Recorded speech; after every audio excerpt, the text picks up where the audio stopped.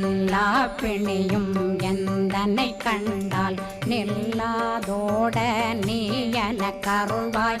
ஈரேடுலகம் என புறவாக ஆணும் பெண்ணும் அனைவரும் எனக்கா மண்ணாளரசரும் மகிழ்ந்துறவாகவும் உன்னை துதிக்க உன் திருநாமம்.